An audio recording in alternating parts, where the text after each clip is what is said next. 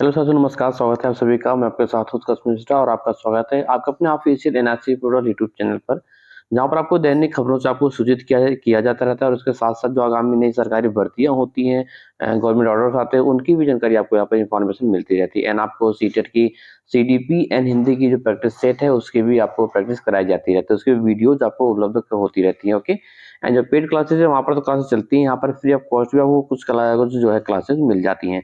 चलिए फिलहाल नजर डालते हैं आज की दैनिक खबरों पर। सबसे पहले चैनल को सब्सक्राइब कर लेना, बेल आइकन को अवश्य क्लिक कर लेना, जिससे कि आगामी सभी सरकारी भर्ती नोटिफिकेशन सबसे पहले आपको मिल सके। एंड डिस्क्रिप्शन बॉक्स में आपको Telegram group and WhatsApp group पर चैनल का लिंक मिल जाएगा, उसको भी जरूर ज्वाइन कर लो, जिससे कि कुछ ऐसी इन्फॉर्मेशन होती है जो शॉर्ट इन्फॉर्मेशन होती है वो आपको सबसे पहले मिल सके।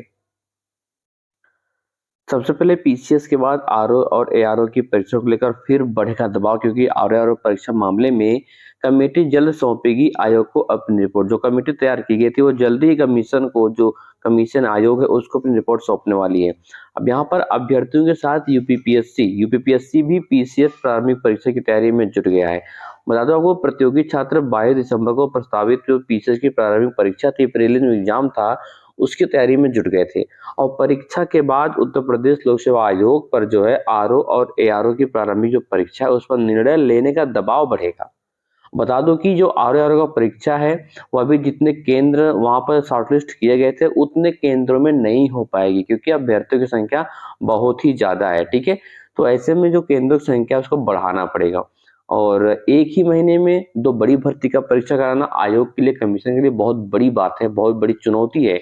आयोग ने मामले में कमेटी का गठन किया है और रिपोर्ट के आधार पर आयोग को निर्णय अभी लेना है। हालांकि आरओ का जो संभावित डेट था वो टेंटेटिव कर दिया गया है, अभी जो उसको जो है पेंडिंग में डाल दिया गया है। अभी कंफर्म नहीं हो पाया कि जो आरओ का एग्जाम है वो कब तक होगा। आखिरकार अब इसकी जो कंफर्मेशन डेट है वो नहीं आ पाई है। जून 2024 को जारी गाइडलाइन में जो केंद्र निर्धारण की प्रक्रिया थी उसको सख्त किए जाने से वहां पर जो विवाद निकल कर आया है वो आयोग को भी चौतरफा घेर लिया है, क्योंकि आयोग के सामने भी समस्या से बाहर आने की सबसे बड़ी चुनौती है। अगर देखा जाए तो गाइडलाइन के अनुसार किसी परीक्षा के लिए अगर 5 लाख या इससे अधिक अभ्यर्थी आवेदन करते हैं किसी भी भर्ती के लिए, तो परीक्षा कई पालियों में आयोजित की जाएगी। अगर आयोग शासन की गाइडलाइन के अनुरूप परीक्षा केंद्रों का निर्धारण करता है तो भी उसे प्रदेश भर में केवल 978 केंद्र ही मिल पा रहे हैं। कितने? मात्र 978 ही केंद्र। और ऐसे में जिनमें कि देख सकते हैं यहाँ पर कितना अभ्यर्थियों की संख्या बहुत ही ज्यादा है, तादाद इतनी ज्यादा है कि अभ्यर्थियों की परीक्षा ही कराई जा सकती है इतने अभ्यर्थियों की। और पीसीएस की परीक्षा के लिए केंद्र निर्धारण में यह जानकारी सामने आई है।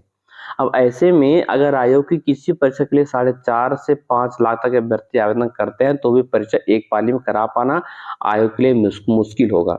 अभी इस पर जब कमेटी जो आयोग को जब रिपोर्ट सौंपेगी तभी जाके क्लियर हो पाएगा आखिरकार क्या करना है, जो तारीख है वो कब तक डिक्लेयर करनी है। भारत ने एक ही दिन में गिन डाले 64 करोड़ वोट और मस्क ने तारीफ करी है। दुनिया के सबसे बोले तो पॉपुलर पर्सन, अमीर व्यक्ति है अमेरिका की एलन मस्क ने ये कहा कि हमारे कैलिफोर्निया में पिछले 14 दिनों से 13 से 14 दिनों से अभी तक वोटों की काउंटिंग हो रही है, जहां पर भारत ने एक ही दिन में 64 करोड़ वोट गिन डाले। और कैलिफोर्निया में राष्ट्रपति चुनाव को लेकर 2 सप्ताह बाद भी मतगणना पूरी नहीं हो पाई है, जबकि वहां के जो वोटर्स हैं वो 64 करोड़ से बेहद ही कम है, तब भी वहां पर नहीं उन्होंने ऐसा वाकई में ऐसा होता है। अच्छा, जॉब अलर्ट की बात कर लें तो जॉब अलर्ट में आप देख सकते हो कि जो लोक संघ सेवा आयोग है यहाँ पर भर्ती आई है। टोटल 1930 पद हैं। ठीक है, आवेदन की अंतिम तिथि 8 दिसंबर 2024 है और upsc.gov.in इसकी ऑफिशियल वेबसाइट है। संघ लोक सेवा आयोग से जो है ये नर्सिंग ऑफिसर के पदों पर भर्तियां निकाली गई हैं। आप देख सकते हैं जो एप्लीकेबल है तो यहाँ से जाकर आवेदन कर सकते हैं। उसके साथ जेके डबल एसबी ने जारी किया विज्ञापन, 669 रिक्त पदों की संख्या है, सब इंस्पेक्टर के पद हैं और 2 जनवरी 2025 इसकी लास्ट डेट है। और जिनकी उम्र 18 वर्ष से 30 वर्ष के बीच में है वो एप्लीकेंट्स यहाँ पर एप्लीकेबल है, वो आवेदन कर सकते हैं। ऑफिशियल वेबसाइट आपको यहाँ पर मिल जाएगी। दीनदयाल पोर्ट अथॉरिटी में वैकेंसी है, 70 पद हैं, अप्रेंटिस के लिए है और 12 दिसंबर इसकी लास्ट डेट है। सैलरी भी अच्छी खासी है, स्टार्टिंग 14,000 से आपको सैलरी मिल जाएगी। इसकी ऑफिशियल वेबसाइट dndalport.gov.in इसका ऑफिशियल वेब पोर्टल है जहां से आपको आवेदन करना है। उसके बाद मध्य प्रदेश ईएसबी में मौके हैं 881, total number of vacant post हैं। नर्सिंग स्टाफ, पैरामेडिकल स्टाफ और अन्य पदों पर भर्तियां हैं। 10 दिसंबर 2024 इसकी लास्ट डेट है। यदि हम एज की क्राइटेरिया की बात करें तो 18 से 40 वर्ष के बीच में जिनकी उम्र है वो यहाँ पर एप्लीकेबल है। esb.mp.gov.in इसकी ऑफिशियल वेबसाइट है जहाँ से आपको आवेदन करना है।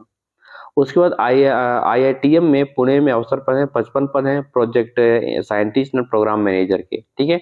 5 दिसंबर की लास्ट डेट है और यहाँ पर 25,000 रुपये पर मंथ आपको सैलरी मिल जाएगी। एंड आपकी ऑफिशियल वेबसाइट जहाँ से आपको आवेदन करना है, ठीक है, entropment.rsc.in।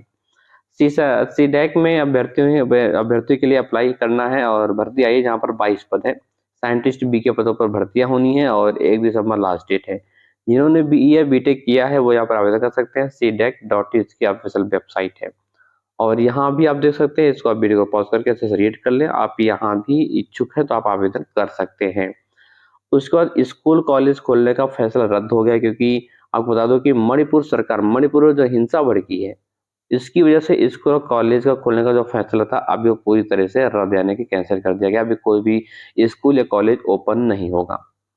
परख सर्वेक्षण से सुधारेंगे शिक्षा की गुणवत्ता। जहां पर बता दूं आपको, आप देख सकते हैं कि 9,715 चयनित विद्यालय यहाँ पे शामिल है, जिनमें से सरकारी सहायता प्राप्त मदरसे और अन्य बोर्डों से मान्यता प्राप्त विद्यालय शामिल हैं।